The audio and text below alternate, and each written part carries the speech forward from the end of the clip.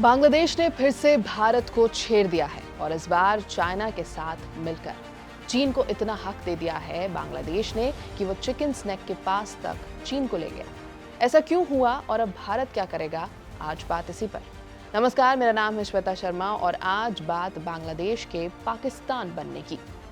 मैं ऐसा इसलिए कह रही हूँ क्योंकि बांग्लादेश पाकिस्तान जैसी ही हरकतों पर उतर आया है। चाइना के साथ दोस्ती, अपना देश लिटरली बेच देना, फिर इंडेटेड हो जाना और फिर चाइना का फुल ऑन कंट्रोल शुरू हो जाना। बांग्लादेश अपने देश के साथ कुछ भी करे पर चिकन स्नैक की बात करके उसके पास चीन को ले जाके भारी गलती जरूर करती है। बांग्लादेश की इंटरिम गवर्नमेंट जो मोहम्मद यूनिस के अंडर चल रही है, उसने चाइना के एम्बेसडर को तीस्ता रिवर प्रोजेक्ट साइट का विजिट अलाउ कर दिया। ये साइट इंडिया के सिलीगुड़ी कॉरिडोर के बहुत ज्यादा करीब है। इस कॉरिडोर को चिकन स्नैक भी कहा जाता है। ये सिर्फ 22 किलोमीटर का पतला स्ट्रिप है जो इंडिया के मेनलैंड को उसके 8 नॉर्थ ईस्टर्न स्टेट से जोड़ता है।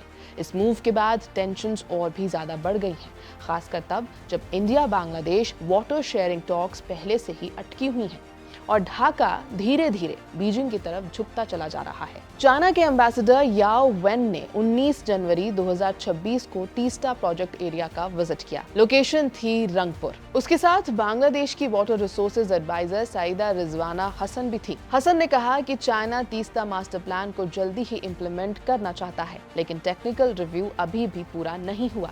इसी वजह से कंस्ट्रक्शन डिले हो रहा है। इस विजिट से पहले याओ वेन की मीटिंग हुई थी बांग्लादेश के national security adviser Khalilur Rahman के साथ। दोनों साइड्स ने रिलेशंस रीअफर्म किए। तीस्ता प्रोजेक्ट और बांग्लादेश चाइना फ्रेंडशिप हॉस्पिटल पर भी बातचीत हुई। यूनिस के प्रेस विंग ने कहा कि चाइना असेसमेंट्स को फास्ट ट्रैक करने के लिए कमिटेड है। इस एंगेजमेंट को डेवलपमेंट कोऑपरेशन बताया गया। याओ वेन ने बांग्लादेश के डेमोक्रेटिक ट्रांजिशन और अपकमिंग इलेक्शंस को सपोर्ट करने की बात भी कह दी। बांग्लादेश के नजरिए से तीस्ता मास्टर प्लान से ड्रेजिंग, एम्बैंकमेंट्स, रिजर्वॉयर्स बनेंगे। नॉर्दर्न डिस्ट्रिक्ट्स की एग्रीकल्चर को बूस्ट मिलेगा। लेकिन तीस्ता रिवर का सोर्स सिक्किम में है। ये वेस्ट बंगाल से होती हुई बांग्लादेश में एंटर करती है। दोनों देशों के मिलियंस एंड मिलियंस ऑफ लोग इस रिवर पर डिपेंड करते हैं। बांग्लादेश के लिए ये नॉर्दर्न एग्रीकल्चर की लाइफलाइन है। इंडिया के पश्चिम बंगाल के लिए ड्राई सीजन फ्लो बहुत क्रिटिकल है।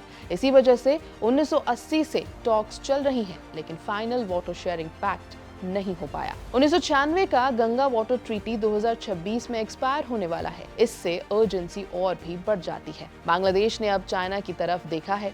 चाइना ने $1 बिलियन का तीस्ता मास्टर प्लान प्रपोज कर दिया है। चाइना की पावर कंस्ट्रक्शन कॉर्पोरेशन 1996 से इस प्रोजेक्ट पर काम कर रही है। डेडलाइन अब 2026 तक एक्सटेंड हो चुकी है। 2025 में चीन विजिट के दौरान यूनिस ने बीजिंग को वाटर मैनेजमेंट का मास्टर कहा था। उन्होंने ये भी कहा था कि इंडिया का नॉर्थ ईस्ट लैंडलॉक्ड है।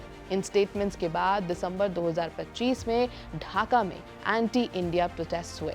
इंडियन मिशंस को टारगेट भी किया गया। तीसरा प्रोजेक्ट साइट सिलीगुड़ी कॉरिडोर से सिर्फ कुछ किलोमीटर दूर है। दिल्ली इस बात से अलार्म्ड है। चीन का इन्फ्लुएंस इतने सेंसिटिव एरिया के पास जो होने लगा है। एक्सपर्ट्स वार्न कर रहे हैं चाइनीज फंडेड इंफ्रास्ट्रक्चर का यूज सर्वेलेंस, लॉजिस्टिक्स या डुअल यूज एसेट्स के लिए हो सकता है।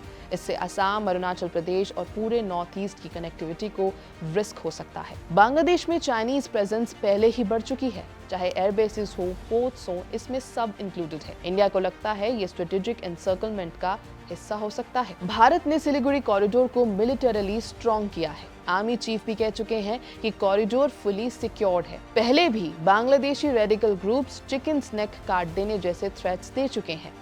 तब नॉर्थ ईस्ट के लीडर्स ने स्ट्रॉन्ग रिस्पॉन्स भी दिया था। बांग्लादेश वाले जो भी कह रहे हैं, हम तो इतना निंदा नहीं करते हैं। हम चाहते हैं कि वो लोग आके तो देखे पूर्वोत्तर में। हम लोग जान गए कि उन लोगों का इरादा क्या है। अगर वो लोग सोचता है कि चिकन नेक क्या नेक, हम लोगों का कोई नेक नहीं है। ये मीडिया के शब्दों हैं।